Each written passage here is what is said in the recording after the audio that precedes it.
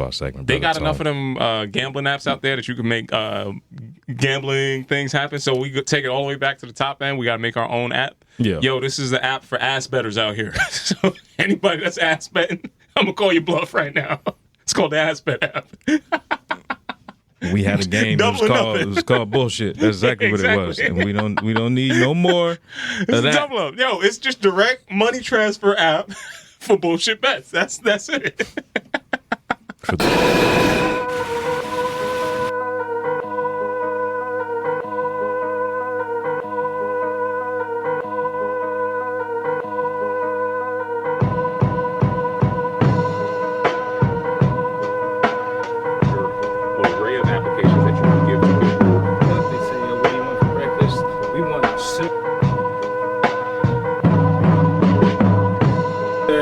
Did all of these years. This is a fitness test for the politicians. Say that out loud.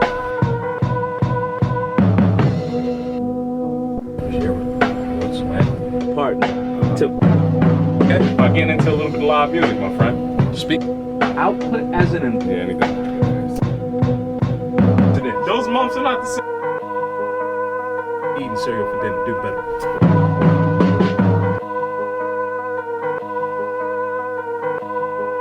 Previously on Off the Strength, K.R. Jones was diving into a topic that is going to be close to heart for many of those at home.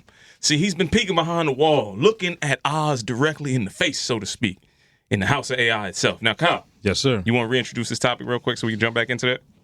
Yeah, man. I'll preface by saying I started with a video that was prompting people to the idea of every American wearing a wearable device by 2026 or somewhere soon. Every American wearing a wearable device by 2026. Which then opened up the conversation of wearable devices containing AI in them, and then even furthering the conversation of like, well, in real rap, this AI is now a staple in people's homes. And when we think about the healthcare system and where people need to get information from to better themselves, is it actually coming from a source that cares about this individual? Or are these companies really just mining your data and not paying you for it because they don't have to, because you give it up freely? And then you get into this trouble of like, am I using this technology to enhance my life, better my life? Or is this thing, acting very predatorial and taking my information and using it for me for harm? Okay. So there's a couple of things that I want to ask you just straight up. Who told you that the individual mattered to those people? The person? Yeah. It's a belief. But who told you to believe that? In heart.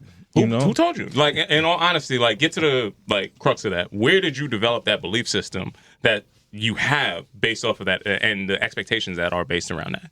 I mean, nobody told me this explicitly. And for the record, also, this was Hassan's question that we're picking off of. Yeah, so it ain't all just me. But damn it, yeah, I told myself. So I'm asking that question because it's almost facetiously, hey, you know those terms and agreement things that we sign blindly every single time you open up anything that's connected to the internet? You know what that doesn't say?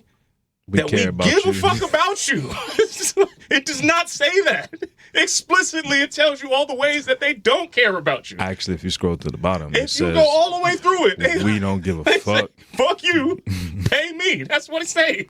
At the end of the day, there's because they know you're not reading it. Right. So in no event have they ever told us this falsehood of, hey, we actually want you to be the not only primary receiver of the benefits of our promise that we're making, but also you to not be the product at the end of the day. Nobody has ever said that. If you're using something for free, by and large, you are the product. So you have, in some way, shape, or form, been co-opted to making convenience the biggest priority in everybody's life. And at the cost of convenience, you have commodified the information about yourself to companies that make a ton of money off of it today. That's the new oil. I've been screaming about data being oil for too many years for me to even reconcile right now, right? Yeah. Now, here's the thing. It does not have to be like that.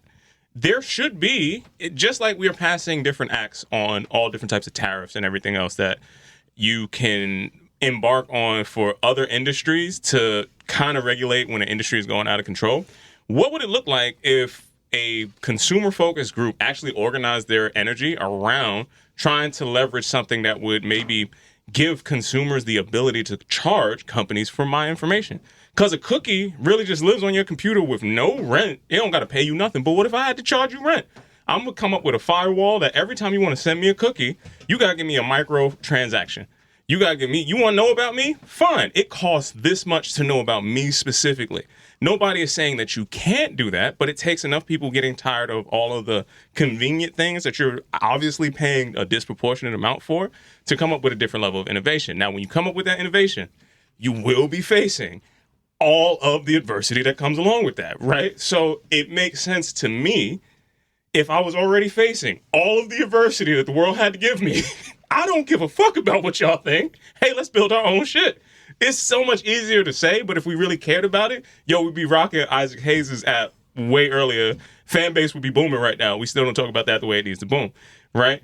It's what do you want to pay for the things that you're saying? At the end of the day, you can make these companies care about your actual health, but you have to actually show up in the spaces where it's going to make them care. They never cared about you, but they do care about the bottom line, the dollars and cents of it all, right? And here's the other part.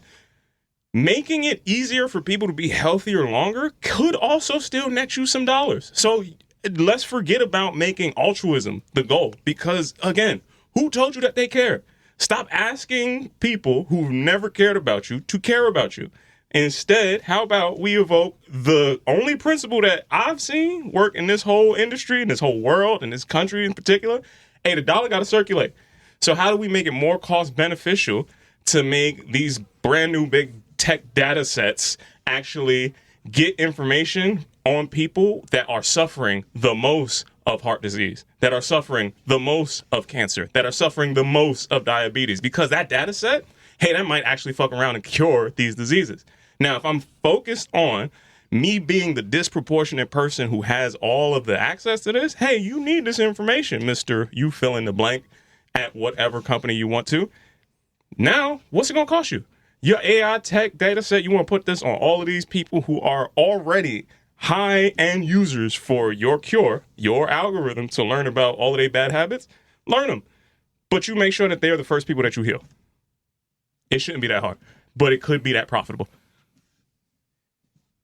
I want the record to reflect that you added a lot of points to the end of this. It was like the other thing and then the other thing. So that shows you how complex of a problem this is. I do think it could be as simple as you stated, but it's never going to be that, right? Like, don't look for nobody else to do it. Do it yourself. You making it sound like it's an easy thing. It ain't, because you're going up against giants in the tech world. And then I also think about the idea of where we are in the world present day. I'm talking 21st century. Yeah, you know what I see right now? What's up? I see, quite literally, Oz is folding. Like that whole the giants in the tech world thing, it sounds cute and it's smooth because they do have the bankroll right now. But you know what? Hey, automation didn't just take the McDonald's dude job. It took that first level coder's job too. Yeah. So you're a full stack programmer. Hey, you on the line to get replaced. So really, that tech giant is not as big in my mind as it used to be. I see past the curtain. Hey, you had one skill and you had an opportunity to take this and run. You were planning on using this to replace the lowest level of your income level or your income drivers, your lowest level of employee, right? The unfortunate down circumstance for you is that you made it a lot easier to get to your position too because you closed that gap. So now, if I'm all woe is me all the time and I can't figure out a way to get past that, yeah. Or, hey, this same thing could be used to liberate me if I chose to do it. Actually, this is a startup conversation. Now, if I only knew somebody who was inside the walls where startup conversations can happen, you take this premise, kind of like all them white dudes did back in 95. Yeah. Hey, I want to make it easier to search. Nobody said, well, you can't look through the dictionary is as far as we can go. It's like, yellow pages, we're not going any further than that. Stop your little, big thoughts and big dreams. It's because we don't have that same value system of what we're capable of, that we stop that conversation from happening before it does, you know? So I don't know. I see too much talent on one side. I see too much opportunity. I see too much value created to let that lie continue to persist. It's like, now, is the shit going to be easy? No, never said that. And at the same time, hey, you can raise money just like I can raise money. Matter of fact, I like this race. You keep doing this your way. I like the opposite side of this. I like to see where it shakes out ultimately at the end of the day, because, again, if the genesis of even your value keeps coming back to the same place, what's it going to look like the one day that you could actually build your own infrastructure? Like, diplomacy requires both of y'all to have a credible threat. It just does. That's the way the world works. It's like everybody can puff their chests out. Everybody can do whatever they want. They find out you got some missiles in the back. We're going to talk to you a lot nicer. Hey, we got to change up our tone. We got to change up our tempo. Oh, you got your own structure. You got your own information. You can build your own watches and wearable devices. You could, source your own data, and you got your own cloud. Oh, we might have to talk to you a little different because we want to cross this, this bridge that's letting you back in. You make it sound so simple, Tony. It's not. But, I would agree. And I do see behind the curtain, as you said, and I have seen, the big tech companies that you feel are running the world can crumble, right? Yes. Like they can, like anything else, empires have fallen. We've seen the Roman Empire and all of that. We living in an empire falling right now. Day to day. I don't know what everybody else is paying attention to. Hey, so we got to organize, because once you organize, yeah, that's it. I feel like that's the lid on the conversation for now. We obviously will have to revisit this at some point, but there were a lot of spaces where I feel, again, you've been blowing this whistle for a long time, specifically about data, specifically about fitness and technology integrating. Yeah, right? And the day I stop talking, just know where I'm at with it. Because I gave it away free for as long as possible. I'm only going to be in this position and cut for so much longer. Print. Beautiful. It's like, no. See, now I'm changing the rate. Hey, I ain't trying to get everybody across the line no more, because y'all ain't want to come. So now I'm here. Deal with it. Now you got to deal with this. Because oh my God, you think I'm crazy now? Don't let me touch nothing that I ain't supposed to touch your shit. All right. That's another fantastic episode of Off the String right there, brother. I'm not touching that, You got to get into the, okay, so we got to was that raising the bar? That was technically. Oh, that was your good, bad, and ugly. Yeah, that was the end of it. Okay. We only got to raise the bar no more. Yeah. We don't got to do that. We get into a regular show, man. We'll clean that up later, man. That's your job. That was in the post. So I like how you pushed that off on me. Let's let the record reflect for another thing. Tony's about tired of all of this. Hey, Tony will take care of it kind of idea. Again, the number that I'm going to start charging people for that, it's your tally, man. Is a disrespectful number. Yeah. So just understand. As it keeps piling. Yeah, man. One thing after the next. I can't help but notice. It's like, hey. Every time you unlock a new level, it's a new job. You got to figure this shit out. You got to figure that shit out. You got to do this, do that. Hey. Nah. My tally list is full, Kyle. I'm at the end of my fucks. I don't give no more. You done punched your kicker ticket. It's gone. All right. Say less. Time to lock back in, man. All right. So you want to start this back up from the top? Yes, sir. Give him the wheel, selector. What's good, everybody? What's good? Welcome back to yet another episode of Off the Stren, where we give you the inside look into all things wellness culture. I'm a trainer called Tony, and of course with me, I got a gentleman of extraordinary league. K.R. Jones is in the building. That's right, folks. We are back. And ladies and gentlemen, boys and girls, listeners of all type from near and far, you are now in store for a treat, because it's the return of the variety show. That's when we give you our best foot forward. So hopefully you take your best foot forward. You do that two-step, that tango, whatever it is you need to do to make it on through the week with the best goddamn wellness information available. Yay! Brother Jones, how are you feeling today, sir? I am feeling, Lord willing, if you will. I am feeling, so be it. You know what I'm saying? That is not the attitude that we're going to allow on this microphone. You can take all that, right to the road, my friend. That's all. But what's wrong, man? No, everything is good, man. I'm been caught up in this Clips album, and I feel like my middle school self is extremely happy because I had Lord Willing, and I had it in my little binder and my, the CD case, decorating it, and nobody knew what it was. They only knew Grinding. I was like, nah, I got the album, fam. Like, so to have that moment come back around 20-some years later is like, man, it's impactful to see. And it's been inspirational, man. I think it's just really bled into the week. Like, the artistry that others put out really does inspire folks that really care for it. Yeah, I like that. I like the art of the rollout. I like the business that's coming along with it. I like the intentionality, even through all of the different interviews that they have. They've been on every platform possible, but the Off the Strength podcast out there. That's a fact. They got it for cheap. We got to work harder, bro. We got to step our game up so we could be on the next time they come out with an album. We could be on that rollout list. We can't even interview them. We just got to work out with them. That's the thing, bro. We need to get that off. Make that shit work, man. Same thing for Nori. I seen Nori pull up to Peloton. I just wanted to let the record reflect that shout out that he put on his own page ain't come from them Peloton people, Nori. It's like, he's like, yo, that niggas on the run eating. Shorty from Peloton has never listened to that. She wasn't doing it, but I digress. The Clips, I definitely love where that album was going.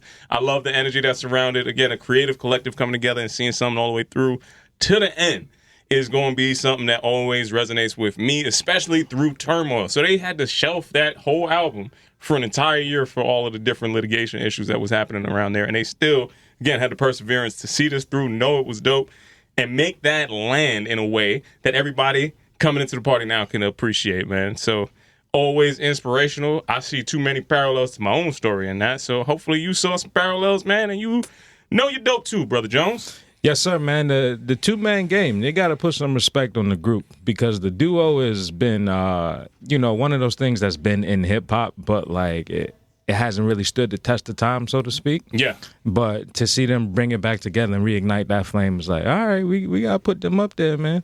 Well, yeah, you got to put them up there. And I also do like the bravery of being able to speak through some of that relationship stuff that does happen in the duo, specifically in two brothers. Yeah. Like, it does call to something. When you want to work with people, hey, you got to check your energy at different points in time. You got to see what that dynamic is. But then also you add the layer to y'all are both brothers and y'all are both experiencing loss at the same time. Yeah. Yeah, that could stop a lot. So to see that happen and to see the perseverance to come back together and still kind of be able to openly talk about, yo, you remember when you left me over here, dog?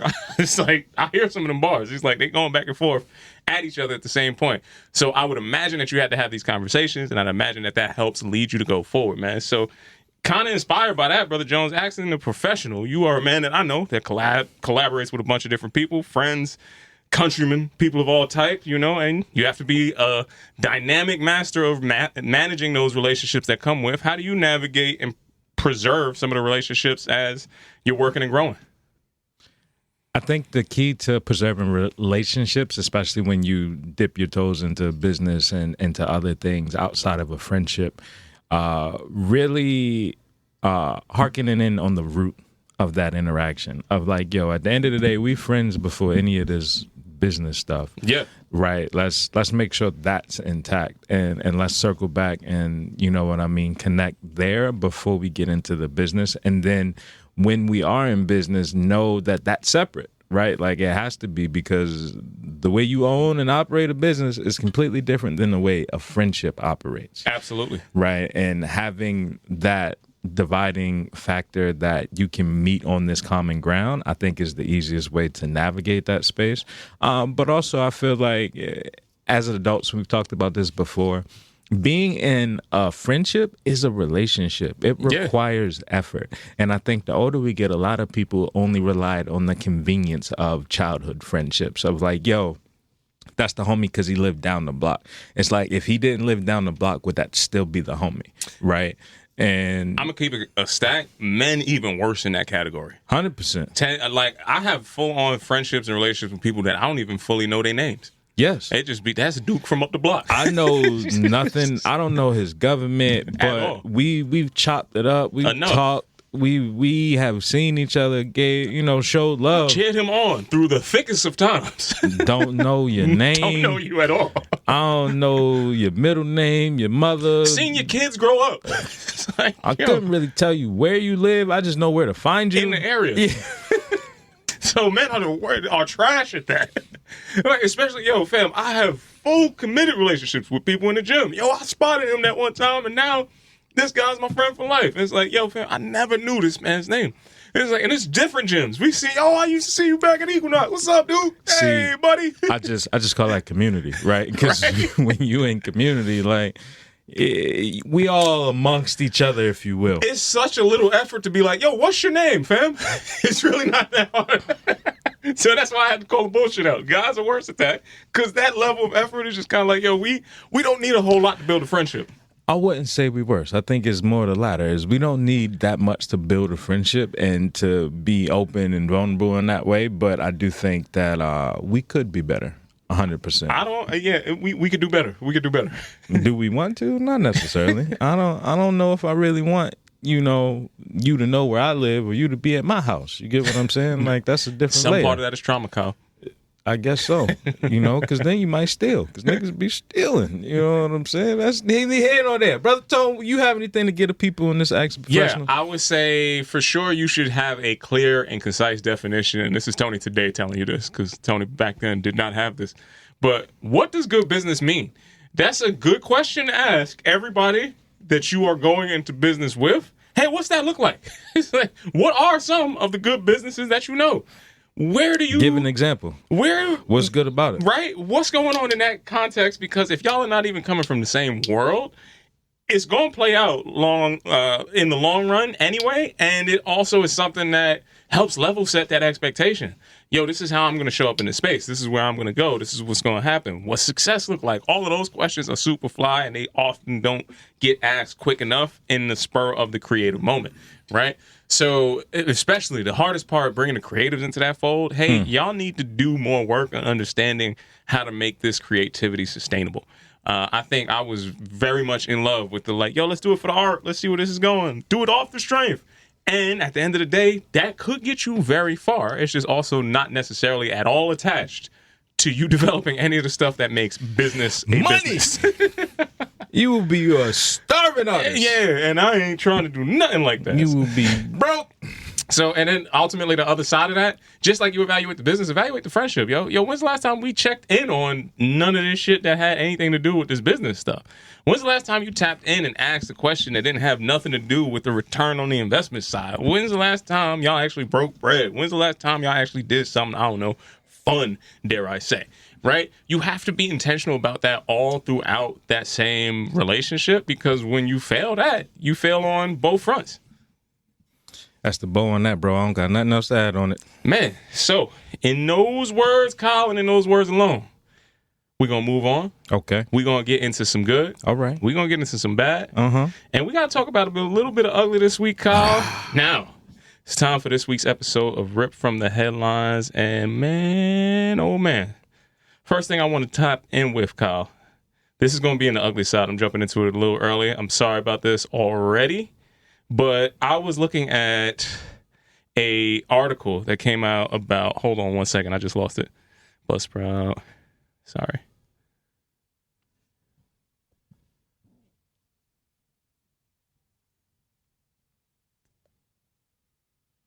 Okay. An article from People magazine today, Kyle, was talking about tragedy in the treatment room. Okay. A physical therapist has died inside of his hyperbaric chamber. Now, Kyle, hyperbaric chamber, for those who might not know out there, is going to be something that has been a part of the sports medicine continuum for quite some time. You will see the likes of Kobe Bryant has dawned into there, the LeBron Jameses, everybody that's adding a little bit of peak performance happening. But stop right there. What? Why? I'm just adding more context because people don't even know what you're talking about. Remember that joint Michael Jackson was getting in? Also, Michael Jackson back in the day. For those that don't know what I'm talking about, think about Space Jam. Remember on Space Jam when homie was on the side? It's like and a pod. They had the little tank that they would put him in and he was breathing in. That's the hyperbaric Pure chamber. oxygen, So a wellness clinic in Arizona became the site of a fatal accident when this hyperbaric oxygen chamber caught on fire with the owner of said clinic inside of it, right? Killing a physical therapist and a patient.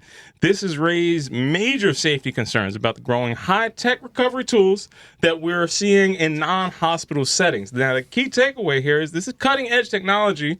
It's starting to become more accessible by some people who should not be having access to this. Kyle, I'm going to be honest with you. Yeah. Some of these people are not going to keep the same safety standards that you would see with medical-grade equipment outside of the medical spaces. Some of these things are very combustible, and obviously, you know this is not to make light of the situation, but if proper protocol is not in place, you leave yourself open to a lot of different things. So now with all of these new wellness facilities, these clinics that are kind of hospitals but not hospitals coming online, how do you feel about the increase of this relaxation, getting access to some people that might not be using their own discretion to the best of their faculties?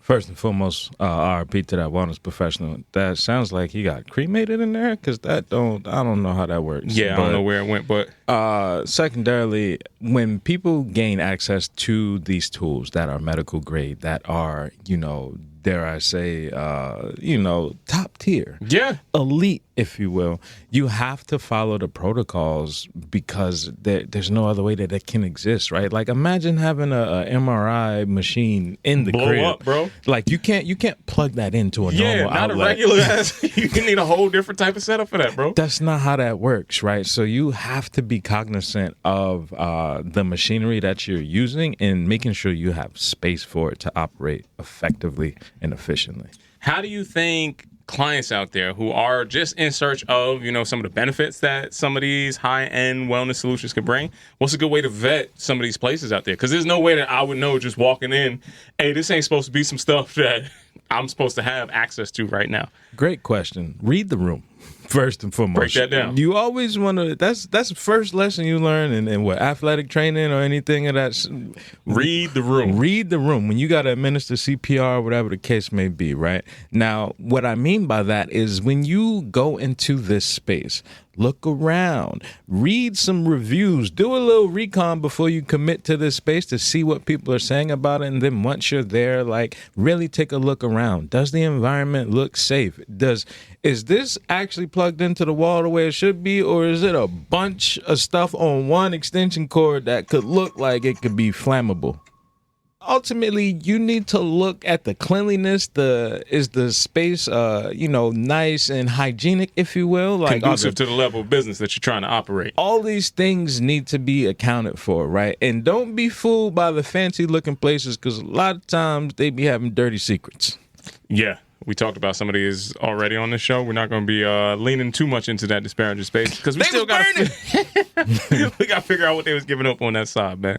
Speaking of looking a little bit past the window dressing, Kyle, I'm going to look at Times Entertainment this week, and I got to ask Times Entertainment, why did anybody decide to cover what Elon Musk's fitness and diet routine was this week? Because I never looked at Elon for any source of fitness inspiration. Yikes. So maybe I was missing a key in over here, but not shockingly at all, he talks about how he eats a donut every morning, and it's kind of like, no, that seems like it tracks. It's like, wait a minute, I forgot what they said he was built like. It was like a hacky sack or something like that. It's just something that I was something odd shaped. Why do we continue to go to people who are not fitness people for their fitness information? Because why are we going even into I don't know why you asking me anything that is not robot related, SpaceX related. If you're going to ask him about driving a self-driving car, something like that, I could see where these make sense. But when did we decide that this was a person that we need to talk to about health and wellness at all? I'm very confused about this. The same day they decided Tom Brady was a wellness icon and all that other jazz. Fam, I don't know. It just happens. I couldn't tell you. It's something that is definitely disturbing to me, and it's also a trend that we need to put a stop to. So yes. In replacement of that, how about we start to look at some people that, I don't know, actually look like they know some part of their world outside of the office. It's like the minimum standard. Don't need to be anything else. Hey, I need this dude to look like he was going on a walk somewhere. I need him to look like he was actually playing with some of these damn kids at some point in time. I ain't looking at the dude that's saying the donut a day is going to be the way to keep the doctor away, man. What's his kid's name again? Ain't it like Symbols or something? This is when, if it was a black community, we would have called CPS a long time ago. Yeah. We'd have had them kids back out here. And talk about nasty CEO business. Yikes. Okay, we're going to skip right past this one. Also get into another quick hit on the CEO side. If you're out there sliding, Flam, do not slide on a Jumbotron. That's just going to be out there for whoever needs to know that. This is wellness gospel, man. We go, I don't know how you can get as far as you can make it in life. Again, climbing up these ladders in these tech spaces, Kyle, and you still see these people and not be shockingly disappointed. It's Every like, these are time. basic ass dudes. Every time. That's what I'm trying to tell you. It's not, them giants ain't that giant, bro. We need to chop them down, man. All right. Last thing I want to talk about this week, man. Oh, you ain't gonna talk about that, man? You ain't gonna put his business out there at the Coldplay show? I mean, listen, I threw it out there on the light level. Problem is, you dudes treat the one that you humping with the same respect. The one that you loving, right? She don't get outside time. What's wrong with y'all? Let me talk about a good CEO over at Microsoft, an engineer that turned his health tech $24,000 a year spend into a solo trip to Bali, Kyle, because again, top end of that world is looking to get away. They might have a little bit of extra stress. And now, Kyle, destination resorts for the uber wealthy are starting to rise on the demand right now, okay? This biannual trip that this man is taking is costing about $25,000 a year, significantly impacting his health and wellness. He says a considerable chunk of this goes into just a breathworking class alone. You had to do a solo trip to Bali to get your breathwork class off. I'm going to also let you know what he's doing without letting you know what he's doing. But see, this is how you keep it away from the Jumbotron. 25 is that's for your discreet amount. Yeah. Because you know you what else seeing breathes? No pictures. Yeah, you ain't seeing nothing going on over there. Your eyes is wide shut is what I'm and hearing. to those about to watch, this is how you do it. This is on Business Insider. Ain't Russell still over there? Listen, we never heard about that. That's crazy. 25 of them things. Yeah, it costs. You got to pay to play, And if you out here stunting on a Jumbotron, you're gonna get jammed up. It's nasty work. It's nasty business out here, man. My good and bad and ugly was a little short, a little sweet. For the good, I want to bring your attention to a Pure Leaf ad.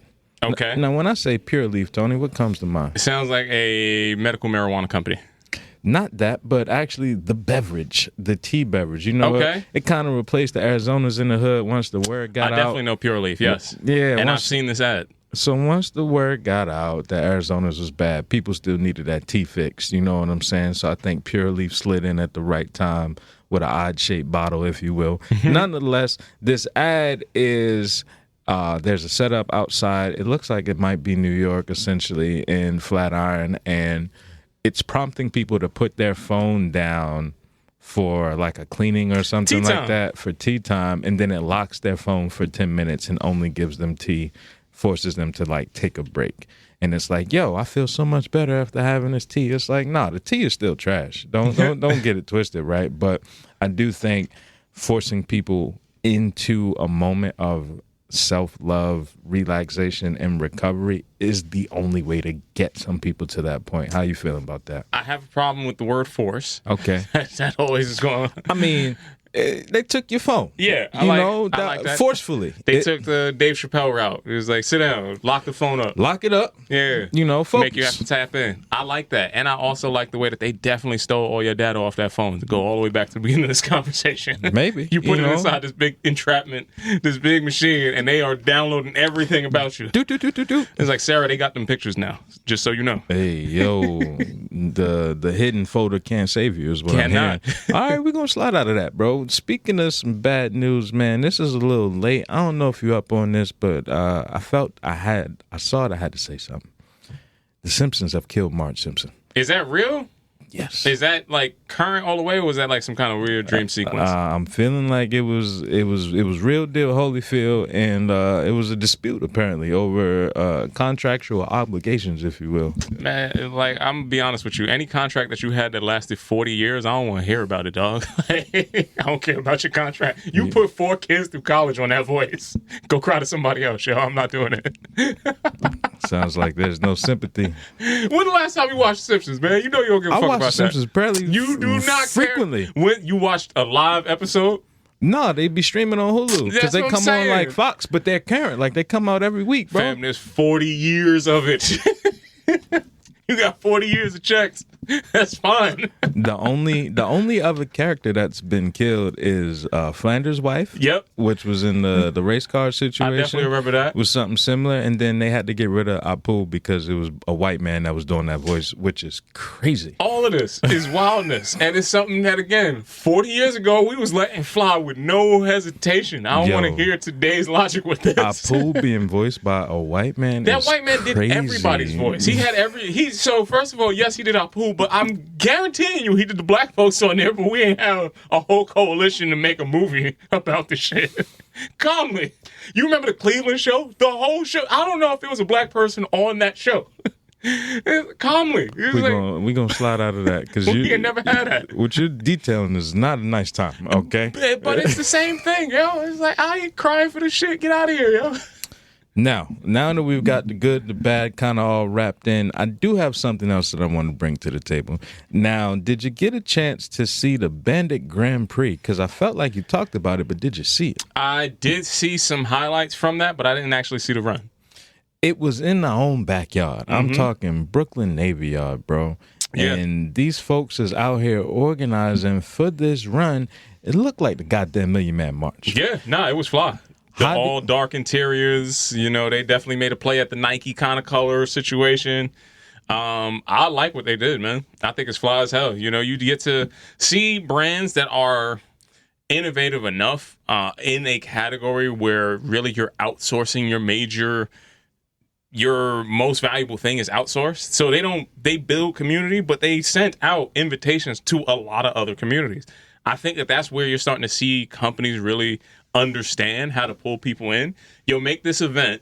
This event is so exclusive, but it's inclusive of the people who actually can build communities. Let's bring them all inside here. Let's give them the VIP treatment. You're going to get you a couple pairs of some fly gear, the one-of-ones. You had to be here to be here. Hey, by the way, if you make some content, I might throw you a check, something like that. All of these places are outsourcing the same thing. So to make a fly party and also a dope race after that, it's not just smart, it's innovative, it's on time, bro. It's on time, but I do want to just spend a brief moment on the Grand Prix. Grand Prix is racing. Yeah. Right? Like, this is set up as a Grand Prix, which is like Formula One racing. That's not even like NASCAR anymore. You know what I'm saying? And they had cash payouts. For actually racing. Like, I do think that this does... represent everything that you just laid out from the communities and things of that nature, but tapping into the stuff that's fun, into that competitive nature, I feel like is always going to be a win. So even though I ain't running and I'm not Grand Prixing, it looked like some cool stuff. All right, so you down for a race or two for some cash money? Is that what you're saying? Me, the blunt rolling contest. You know what I'm saying? The Hood Olympics, brother. I feel like you will fail embarrassingly if we open that up to some of the people who might be in our new listenership. I'm just going to be honest with you. All right. We starting to get in contact with a lot of bud tenders out there, Kyle. I'll be honest. And, until they can do it upside down, you know what I mean, with their eyes closed. Listen, now you've just described our next event. Now, I know what's happening at the next Roll Up and Roll Out that I'm hosting. It's like, hey, listen, he was talking crazy. I got cash on it. Let's go 5-1. Kyle can't do that. We're going to slide out of that. I'm taking bets. I'm taking lines on this. We're going to leave that, and we're going to get into a little Raising the Bar segment. They got enough of them gambling apps out there that you can make gambling things happen. So we could take it all the way back to the top end. We got to make our own app. Yeah. Yo, this is the app for ass bettors out here. So anybody that's ass betting, I'm going to call you bluff right now. It's called the Ass Bet app. We had a game. It was called bullshit. That's exactly what it was. And we don't need no more of that. Double up. Yo, it's just direct money transfer app for bullshit bets. That's it. For those that don't know what ass betting is, it is betting money you don't have. Exactly. With hopes of thinking you will get it you don't. And it's a peer-to-peer app. So before you even make the bet, hey, let me see your app. You can't talk to me crazy if you only got $25 on your ass bet app. Gambling with the rip money is not suggested. Not okay. Because that's not really yours. Or the re-up money. Right? Regardless of which situation you in, that money is owed to somebody else. Sliding into our Raising the Bar segment. And we only charge a fractional amount per bet. You know what I'm saying? Innovation, Kyle. Before we got to get to your kneecaps. Now, with this raising the bar, ladies and gentlemen, boys and girls, listeners of all type from near and far, you are now in store to raise your bar. Brother Tone. Yes, sir. Now, this is a conversation I had a couple weeks back, and I've been sitting on this for a little bit to bring it to the pod specifically because it was asked of me, and I gave an entire dissertation on this topic. Okay. The topic that I'm going to ask you, brother, when it comes to hooping, basketball, you know, round the court, dribble, layup, shoot, all that. Yeah. We talking high tops or low tops? Are you talking to me specifically? I'm talking to you specifically, and then I want you to dive deeper into what you've seen as a wellness professional when you have a year where you have injuries like Tyrese Halliburton, Damian Lillard, Jason Tatum, Dejounte Murray, that all seemingly have the same injury of this ACL. Not ACL, but Achilles rupture in low top sneakers. I'm going to say it don't have nothing to do with the high top or the low top. It has everything to do with weak foot, strong foot, or wide toe box, narrow toe box. That's probably more prevalent in the Achilles actually having the injury. And it's just an occurrence that, hey, this low profile shoe in somebody whose feet don't move in the best kind of way allows you to absorb impact and torque at a different type of level. I would say that that's probably it. See, AI couldn't tell me that. No, because they don't understand, Hassan, that I have put these reps in from multiple different directions. So the difference between the toe box, right, and how you splay your feet is going to be something that is pivotal in just developing your basic foot strength. It has not been a priority for basketball at all since the inception of them hard-ass Converses that they had people playing it, right? But arguably they were soft and not hard, but yes. Dog, the bottom of that shoe is as hard as the hardwood floor was. I'm talking about the original Converse, not the newer ones that you got. That's not a little, the Chucks, you know, the Chuck 70s. There's a reason why they was just fighting in the 80s, bro. They feet hurt all the time. 100%. It's like you step on my they foot. was playing in a sock with laces on wood. That's what I'm saying. Yeah, I'm with you. Yeah, you playing on planks, you going to punch somebody in the face too. They step on your foot the wrong way, you know? So that part of the game, as it's evolved, is been by and large marketing, fam. All of these shoe companies, length on a shoe costs you a ton of money. It just does. Printing a sole, especially at that size, costs you a ton of money. You know what we're not about to do? We're not about to add width to the dimension. Because you know how many molds you would need if you're going to do all of that for one SKU? No. Put your toes. So whoa! You're doing a lot. You're moving the goalposts. Are you saying capitalism? Yes, is what has got us to the low top because of SKUs? No. So what got you to the low top was people have the tendency in fields that they are not fully versed in to take an abstract and make it something that has not just a correlation, but causality, right? So the whole low-top shoe was coming into trend. I would say you got to put Kobe at the top end of what a low-top shoe was, right? 100%. The abstract of that. Who also tore his Achilles. But the abstract comes from, hey, I see soccer players wear low-cut shoes, and they never have these injuries. So less footwear is probably better. That sounds like a decent theory, right? But here's how you don't use science. You can't just take that theory and just make a product off of that theory without testing that for a long time, because that's not science. It's like, hey, those people who could play in those low shoes, you know how long they've been doing that? Since they have learned how to walk. It's like these dudes have been playing on dirt roads with no shoes for 18 years out of their life. Hey, I could put whatever on my feet and I'm going to be okay because my feet are that strong. That's not the same as you being ushered in from school to school in the same shoe coffin that is not allowing your foot to move around the right way year after year. And be honest, how many times have you had a pair of shoes that you put your foot in that you know you shouldn't have had your foot in to do it just for the look, just for the praise, you know? Hey, this is the team colorway, so I'm going to do all the rest of that. Yeah, dog, if your feet are not dynamically able to absorb impact, move, and roll, you're going to put yourself up for a little bit more of an injury. And you could build on that dysfunction. And what happens when you get to the apex of that, you see these top-end athletes who have high-end performance on bad feet. and the wheels go. That's usually the first thing that goes on most of these people. I would agree a lot to the bad feet specifically. I would also want to say that I'm thinking about the game changing as well too. Like basketball present day is way more dynamic than it used to be, where you have the five who is the center that lived in the paint is now handling the ball and pulling up from three. Right. And even the moves, like the Euro step, all the rest of that stuff. If your feet are bad, yes, you cannot pull off these moves. The step back. A lot of these people are decelerating and causing these injuries. You know what the most important thing for you to have in your deceleration pattern is? You need to have strong feet, fam. You can't slow down. You need to have some brakes. Right? Your calf is going to be pulled as tightly as possible, and you could probably get away with generating too much force going forward. You can't get away from generating too much force going back. So every one of these injuries, you think back to them. Where were they moving? What was the direction of change? You know, what was happening? They had already been coming off of some kind of injury somehow, some way. Yeah. And it's that last little bit. The other part of this that I would add to, which was a part of my dissertation, is actual footwork, right? Of like looking and actually studying the greats' footwork. When you look at somebody like Kobe, when you look at somebody like Jordan, when you look at people like Ginobili, like their footwork was immaculate. And Tony Parker too. Yeah. Right?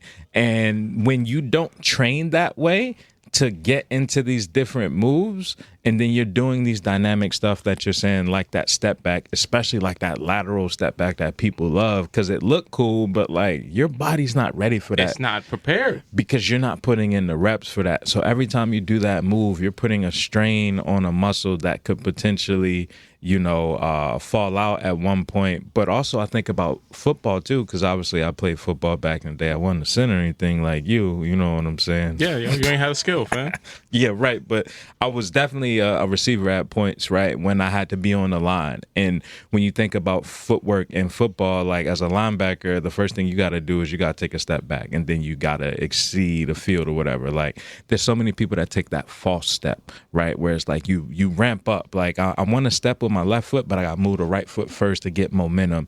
And that is a bad behavior that can lead to injuries and stuff like that if you don't break that habit. So there's a lot of things that I think add to this recipe of the amount of injuries that have taken place. Yeah. But I do think that a lot of it is obviously just weaker feet and people having these shoe coffins, as you so eloquently put it in, because it was a part of life. You had to stunt. You had to put your foot into this shoe that was uncomfortable, but you did it because it looked good. Like, it's so many things. Yeah. And I think it's just the advancement of, again, the marketing inside of that. Like, hey, everybody needs to have a low-cut shoe because this is in style now, in vogue. Even having a higher cut support around the ankle, that everybody wants to make that happen. You can have a more supportive shoe around the ankle that I would say could be neither here nor there. Yeah. They would help with certain injuries. It's kind of like when you get your foot wrapped. If the shoes and the lacing are not done the right way, then you're still going to be able to suffer the same injury. It's not going to be preventative to that standpoint. You know the way that we were taught to support the foot in the event of you rolling your ankle. Yeah. You know what it looks like to have that. And then you also know what it looks like if you are too supportive at a different point in time. So the idea of a minimal shoe makes sense if you've earned the right to wear a minimal shoe. It just does. And if you haven't, you probably need some more innovation on around the cushion and everything else. I've watched shoes change in every other category for things that are exceptionally less high paid athletes than basketball. So I'm looking at a runner shoe. The running shoe community, the innovation that they could put in that has to exist somewhere on the basketball line, but they might think that it's going to take away from the game. Because there's no way you can look at, you tried on those shoes with the carbon fiber plate inside of it. Yeah. It's literally pushing you forward, right? You could feel that changing your energy differently, right? You remember in the back of the Slam magazines when they had that little bit of cushion in the front, you could build up your calves. Ironically, again, that little calf jumping thing might have saved some people's Achilles out there if you built it up. For sure. There's things that you could do to treat your feet better. I would say that's probably the most primary thing. And if you're looking to treat your feet better out there, I would say, Kyle, we really need to be doing our due diligence to tell the fellas out there how they can step up their feet game. Yeah, man. First and foremost, you got to make sure your dogs don't be barking, right? Like if you got black nails or all of that, like Not okay. Go get that checked out. There's doctors. What is it? The orthodontist, not the orthodontist. It's in the mouth. What's the foot doctor? The podiatrist, bro. The podiatrist. I'm tripping. You know what I'm saying? There's an ortho. It's like a bone person too, but nonetheless, like first and foremost, take care of your feet. Go get that.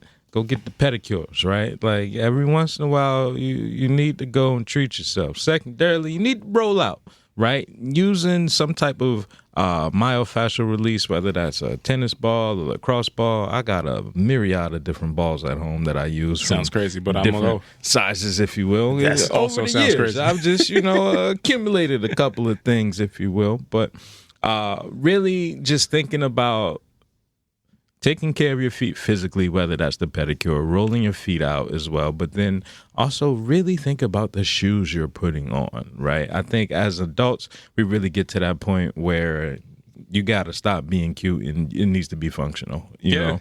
Oh, And hell yeah. You can find that in between of like, all right, this is functional and fly, but like don't be out here squeezing your feet into something that you don't belong into. You know what I'm high key mad at? I'm seeing more and more people wear Vibrams, like the 5-finger shoes, as a fashionable thing. Facts. And I remember getting clowned for having those on. I seen somebody inside get the clowned gym. with them in 2025. Yeah, I remember it. Now I'm seeing the Balenci 5-finger, all the rest of that. I'm like, yo, check this out. 5-finger discount. I was here Yeah. for functional feet very early on. You know, I was in the Nike outlet a couple months back. I tried on a pair of Nike Cortezes, man. I always wanted a pair of Cortezes. Shoe coffins. I can't do it no more, fam. I put my foot in there and I was like, oh, hell no. Like, I can't. Started crip walking It on was so accident. narrow. I didn't have no arch. I was like, I'm not about. They didn't have another size for me to go up in. I was like, yeah, nah, it's a dub. Them days are over, fam. And that's when I knew. I was like, I'm an adult now. I'm not buying shit. Comfort over everything. Yeah, like on the first day trying and it's uncomfortable. Absolutely not. You're not getting a purchase out of me. Because you know it's not getting better from there. It's like you ain't going. If you wear them in, there ain't no wearing in. This is what the shoe is. That might be the biggest lie I ever heard. You gotta break them in. No, I'm not breaking nothing. All right, it's either we right here with it, like on day one, or we not locking in at all. See, and that's why you talk like that. Hear all of that from the hort because your feet hurt. It's like them dogs is barking. You gotta do all that shit. We're gonna relax responsibly, Tony. That's what it sounds like. Ultimately, this Hey, week, relaxation responsibly is brought to you in part by me. That is KR Jones telling you that frequency movement is closing. Oh no, we're going to a lower frequency. Putting that on there for the folks, man. It really is unfortunate that I'm thinking about all the communities that I've been able to share with people over the years. This is like the third space that I've taught in that is coming to a close. And I think the larger issue being we don't have enough wellness spaces that we should in the community, you know? I do definitely feel you, like, on some real stuff, man. I want the spaces that we occupy to be able to stay open. Yeah. And that is what calls for them to not continue to operate underneath the same thought process. Yeah. Like, I really do seriously think, you're not starting up a space, you're starting up a startup company. Your startup company has to have a physical location. That startup company needs to raise X, Y, and Z for the physical location to be able to perpetuate, not just the class, but the videos that's going to come out with the class. You need not to be just serving out the burglar bars. You know Right. what I'm saying? Come Trapping on. out the back door. It makes sense to me. Yeah. And I know the next chapters, man. I know what they're going to do, man. You got some greener pastures in the next chapters, Brother Jones. So 100%. hopefully they tapping in for the last lap around frequency, but the volume is only going to go high and the vibration is only going to go even further. Yes, my sir. friend. How was you relaxing this week? Man, I don't even think I got a chance to key in on my relaxation from the week prior. So I do have to say, real quick. Okay. Yo, I had a good time in the vineyard, my friend. All right. Talk about it. I did have a pretty good talking about time. Martha, huh? I did have a good time. Now, it takes forever in a day to get out there. Okay. And, You seen Obama? Nah, I ain't see. Well, one of them, but not the one that I feel I reporting on. So we're gonna move past that I'm one. gonna leave that alone. Yeah, exactly. I was like, yo, this is why I shouldn't be outside right now. That was This is- Sasha doing a bump in the That's bathroom. what I'm saying. I was like, I don't need this. All right. I'm not in the right space. My bad. I literally said that out loud. I was like, hey, I'm in the wrong spot. We don't need to be occupying the same space. Sorry to bring up that trauma, Yeah, brother. I need to take my ass home. I don't need this no more. And I feel the relaxation part about that is being able to identify, self-awareness. Immediately. Throughout the entirety of this whole thing was smooth, man. Nah, it was cool to see, just how the up north uppity Negroes was giving it up out there, man. It was having a good time. It was good fellowship, kickback, seen a few familiar faces. And, yeah, man, I definitely got some vibes off of that. Anytime you can get up, get out, get along the waterfront, it's always going to be a good relaxation charge for me, my friend. But I did have a little bit of help and assistance, my friend. Okay. You know what I'm saying? Anytime I was with, some company that was getting a little too chitty-chatty, a little too back and forth on the argument, we can't make a decision. I said, hold on. Let me dip off. Mm-hmm. Let me go find my space, my own personal little bench on the vineyard somewhere. Okay. You know what I mean? I had to tap into a little bit of deeper relaxation, my friend. How so? Man, I was using this Papa and Barkley bomb, Brother Jones. Now, this Papa and Barkley bomb is a fully medicated bomb, my brother. I have had the pleasure of not only doing some studies with this company before it came to the full New York market, but I've also been a practitioner that knows this good bomb, topical, still gets you to a nice little buzz, my friend. So I'm telling you, discretion was key. Dip off. He's like, yo, Tone really he is the most moisturized out here. Not an ash in sight, but the vibes. Oh, so good, man. No pain, no gain, my friend. Hilarious. I was able to get my miles in. Don't touch me. I was able to get my mood up. It's hilarious. And I was having a good ass time, Does bro. the bomb smell like that tiger bomb, though? It does definitely have a scent. So you got that geriatric kind of feel. Yo, that's why, I smell old, but I move young. So, and I'm fine with that. I just need them to work that component out. Like, give me some smell good. We got to put some good musk in there. We got to get some different. To mask it. It This got is to be why some we need to cedar step it up, bro. or something you can put in there, man. Damn. We gotta step our game up. This is when we develop the right bomb that combines. The bomb cologne. Right? Feel good, smell better. Yeah. Drop that bomb, man. Come on, yo. I was relaxing this week. Much like you, it was hard to find relaxation, but I am thinking back to pulling up on my man Lawrence, bro. I went to his book release. Okay, that's what's up. So shout out to the brother Hassan. I pulled up to him when he was recording for Miro's podcast, the Victory Light podcast. Shout out to them. But I pulled up to my man Lawrence having the conversation with the homie Jinx. Had interviewed him in a bookstore over in LES, and it was an insightful conversation, man. One, I'm in the book, so when you see the part with me in there, shout me out, all those things. It's called No Sense in Wishing by Lawrence Burney. But additionally, it's a bunch of essays defining, what music kind of means to you and like how it shapes you in life and things of that nature. So I haven't had a chance to read the full book yet, but a lot of the talking points were basically, you don't know how much your music means to you until you have to critically engage with it, until you get some pushback, of like, yo, coming from Baltimore, obviously we below the Mason-Dixon line, but are up north when it comes to the actual South, so to speak. So we get a little bit of everything musically from, it's a crazy following of like Lil Boosie, Gotti, Gucci Mane. But then you also have the Jay-Z's, the Beanie Singles, like the Rockefellers, if you will. Mm-hmm. But we didn't necessarily get like a French Montana, Max B situation until you come to New York, Yeah. So when you come to New York, you getting pushback when people are like, yo, I'm not listening to that. That's trash. Like that Southern rap. And then it's like, yo, but you want to listen to Vado right now? Like that's... That wasn't in my bag, but that wasn't in my Serato. But I remember there was an era. There was a thing there. So it was relaxing. Slime! That part. You niggas was just doing all types of ad libs, just First yelling. of all, you ain't gonna throw that on me. I was aged out of that demo by far. Sure, you was riding high when everybody else was riding low. Hey, listen, you know what I'm saying.